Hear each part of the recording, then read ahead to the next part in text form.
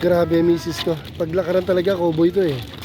Ha? Girl Scout, oh. Dami namin pagkain, oh. Mapapagkama lang kami nagbebenta dito. Malamang ko, paalisin kami dito. Siyawag niyo. Uy, may dalawang pusa, oh. Wow. Wow. Okay, mga kadogo, no. Kanina galing kami din sa National Museum. Ngayon, dito na kami sa Luneta Park. Ayan. Magpapahinga na siya. Okay. Animal lover pala misis ko, pinakain niya ng hotdog, oh. Asawa niya hindi niya kagad pinakain, yung pusa pinakain niya, yun, hotdog pa, oh. Kanina fresh na fresh pa to, oh. Ngayon mukhang ano na eh, ewan ko. Sa konsumi dito sa dalawang to.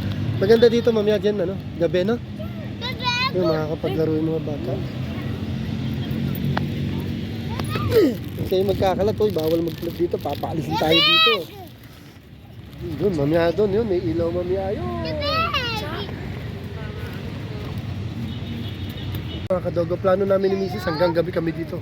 O yung pusa, ang galing, tinabihan kami mga kadogo. Ang galing naman ni Mingming, ang bait-bait naman ni Mingming. Hello Mingming. Buti ah, ang bait talaga ng puspin natin.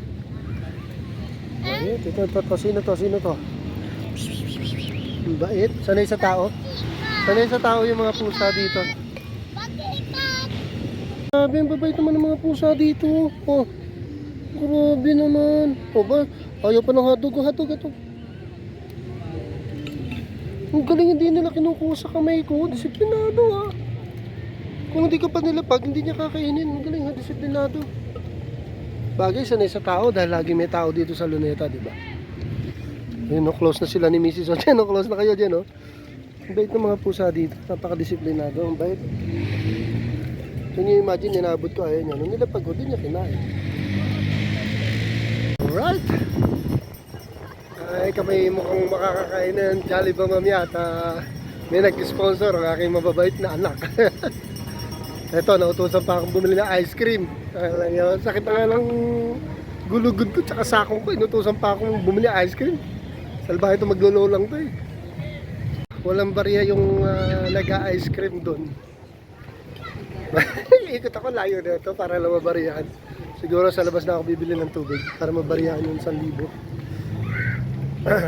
At magpapagabi muna kami bago kami pumunta sa Jollibee. Alright.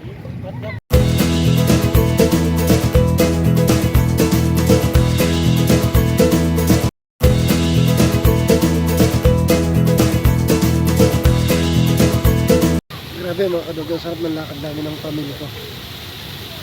Pati yung mga bata, masaya sila. No? Pang second time around ko to, naabuti ng gabi dito sa Manila. Even noon, halos lagi ako dito dahil nga si man ako, magsaysay dyan ang opisina ko eh. So ito, samantalayin ko lang kasama ko mga apo ko at ang wife ko. Date na lang din namin. Masaya mga kadogo, sarap. Takaw na misis ko, kain ng ice cream, hindi mo lang nag-aalok. Tignan nyo. Oh, siya pa na. Oh, ito, magkasundo sila ng apo ko. Ayaw mag-alok ng mga ito, tatakaw. Oh, yung pang-isahan doon. Naka-picture mo na, picture. Ganda naman dito, mga kadugo. Lagi tayong papasyal dito, tsa. Lagi? Sige. Ang sarap, mga kadugo. May kulay na oh. Ano lang pagkasama mo, family mo. Ang sarap, nakaka-relax. Next time magsasama ko kahit sa aso lang.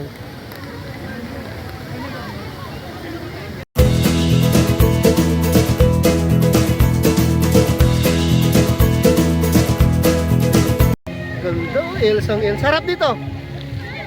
Elsa, oh.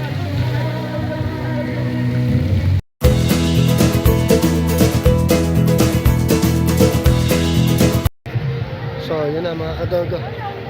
Kami uuwi na, knockout na to. Oh. Talak na yung kulit eh. At ako'y knockout na rin. Nag-ahabol din kasi kami ng LRT mga kadogo. Okay, para mas komportable itong mga bata. Kasi nagsusuka pala sa Grab to. So, paano? Dito muna mga kadogo. Till next time.